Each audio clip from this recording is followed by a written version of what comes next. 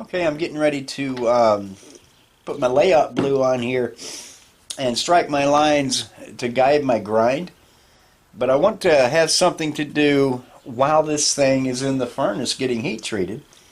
So what I've done is I went ahead and cut some pieces of the red linen micarta, and this is the underside of it, and I don't know why it has that milky look, but I scuffed it so it holds a pencil mark and later epoxy. But I'm going to go ahead and drill the handles out so I can mate them together and prepare them for when the knife is ready for them. So I just done my outlines on my pattern, and then I just lay that on there with plenty of excess hanging out. So what I'm going to do is clamp that up and walk over to the drill press. I'm going to go ahead and drill my pinholes on both halves, and that way I can mate them together and prep them, because these get a lot of prep before they're ever attached to the knife. So we're going to do that real quick, and then I'll lay out my grinds and get to grinding on this.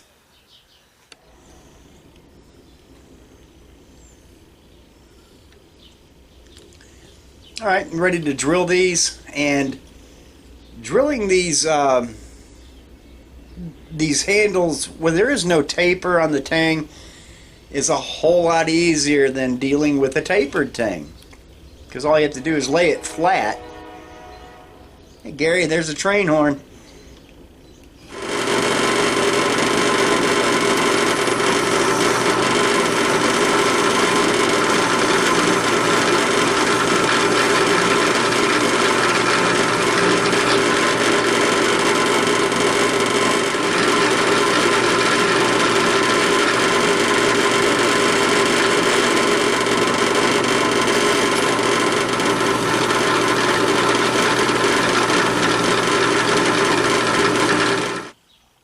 Drilling handle scales on a non-tapered Tang is a day and night difference than dealing with a tapered Tang. It's a lot easier. So now I'm going to go locate a couple of these holes here with the carbon fiber pin. I'm going to put the other handle scale on this and then drill from this side and get all three sections drilled.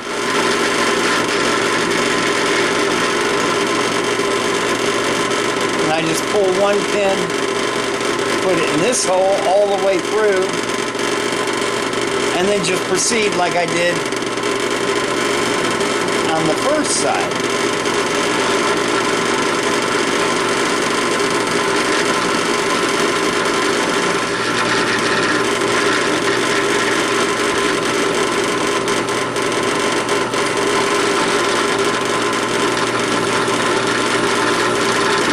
Okay, now I'll have something to do while this knife is in heat treatment. Now we're going to lay out our grind lines and start grinding. Okay, I've set my height gauge to lead me 40 thousandths between my scribe lines.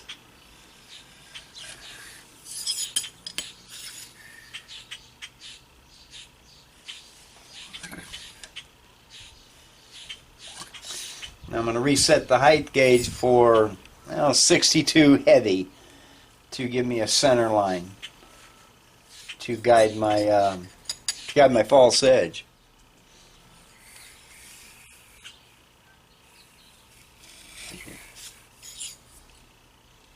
All right. So there are our grind lines. Don't know if you can see them with the backlight of the window. It's a beautiful sunny day outside. Okay, so we're going to move over to the vise, get our guide on here, and we're going to be grinding.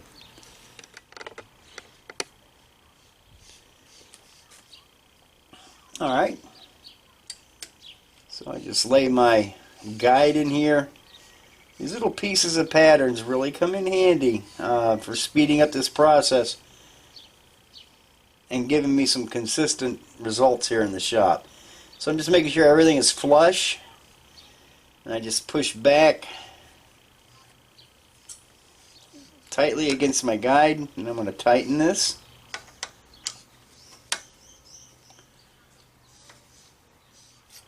Alright, there we go. Now we can grind, and we're going to keep to our design. That's the whole point of this thing. So we're going to see over at the grinder here in just a couple of minutes, and we'll get this thing ready for heat treatment pretty soon.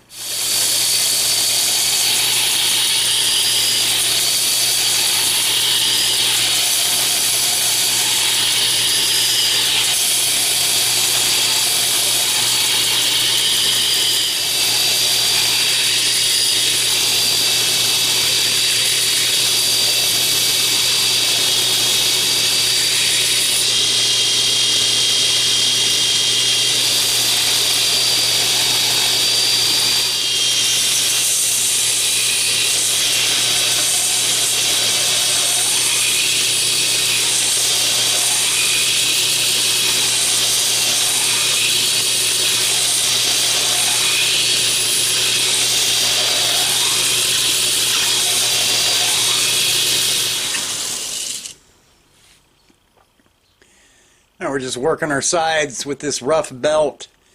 About done on this side with this grit. I'm getting this one up to match it, and then we're stepping up in grits. We'll go up to about 320 on this before we go to the rotary vise and hand sand. So that is grinding. So I'm going to turn the camera off and get on my work here, and I'll be back when we have this up to about 320. Alright, we're going to do a little shaping of the false edge. I always do that with files.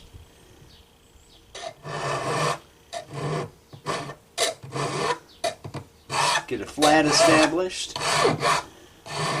And I just bring it out till it's even with the plunge cut.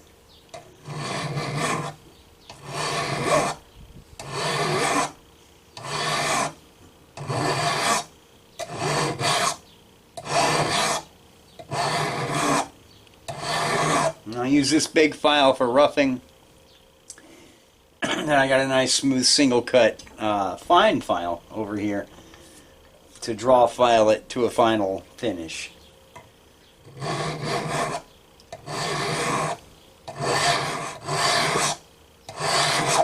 I'll do the side for a little bit, and then I'll rotate the knife this way and do the other side, and we just flip back and forth to get it symmetrical and get it finished. Then we'll go to hand sanding a little bit, then into the furnace with this knife. Okay, I've got the false edges filed and a nice radius on top of the blade. So now I'm just dropping back to a rougher grit. This is 120. And I'm hand sanding. I'm doing the flats up here where they're going to show forward to the handle. And then I'm doing this flat here on the blade, and we're just evening everything out.